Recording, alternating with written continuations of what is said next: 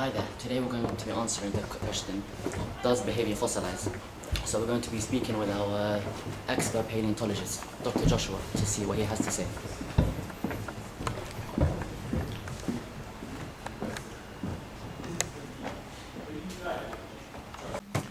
Hi there, Dr. Joshua Reagan. Could you please answer the big question for us today? Does behavior fossilize? Well, it's a very interesting question, and the short answer is, well, not the short answer, but, well, yes, but technically no. Or no, technically yes. You see, behaviour itself is not a physical thing that can fossilise. However, what can fossilise is evidence of their behaviour. For example, if I struggle intensely to open this, right, so now that I've struggled to open this, we have an arrangement of different fossils, but the ones that we're going to be focusing on is this one here and this one here. Alright, so right here we have a herbivore tooth, and we can tell this by its kind of rounded structure. As you can see, it's quite reminiscent of molars in the back of your teeth, which would be for more grinding up bits of leaves and stuff. Whereas here, if you look here, we have which is very evidently a carnivorous animal's tooth. This clearly belonged to some sort of theropod, I believe it's called. And for those of you who don't know, bipedal, but think T-Rex. And we know this due to the shape, as these sorts of dinosaurs had more curved, had a slightly curved tooth and slightly round too, as you can see. And on the inside here, you would have serrations here, which can give massive detail into diet and how it ate as well.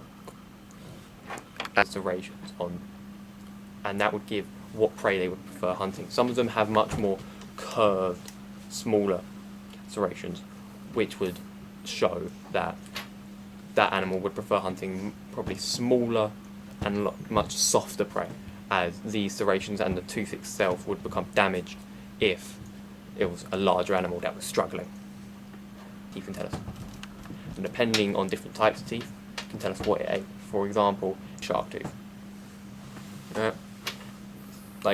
Sharks eat different things than land carnivores. Obviously, you're not going to find a fish walking around in the forest, are you? So, different types of teeth show different diets, as much more pointy needle-like teeth show a diet of insects, as insects are very small and you need to grip, you need to just pierce them to get hold of them. And then something like a Spinosaurus is a good example, has quite large, obviously large teeth. It's one of the biggest carnivorous theropods there is, but it has we know it ate fish, and that's due to the shape of its teeth, whereas a T-Rex's tooth would be like this, but larger. Whereas a Spinosaurus tooth is more round, more like a cone shape kind of. And that is how we know that it ate fish, as you have to pierce the fish, stop it flapping around, with fish flap around everywhere.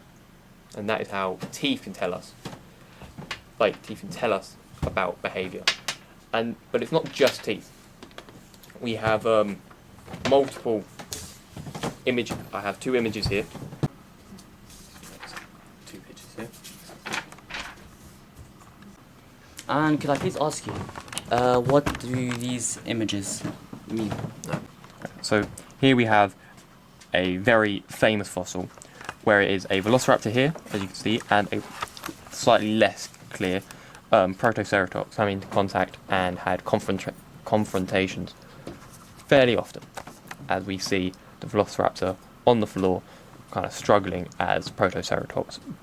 I think it's here, a much clearer one, thank God, of another very famous fossil called the Triassic cuddle, and these were found fossilized together, evidently cuddling, hence the name, cowering from something.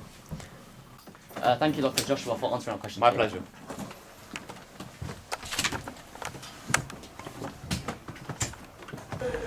This was really insightful.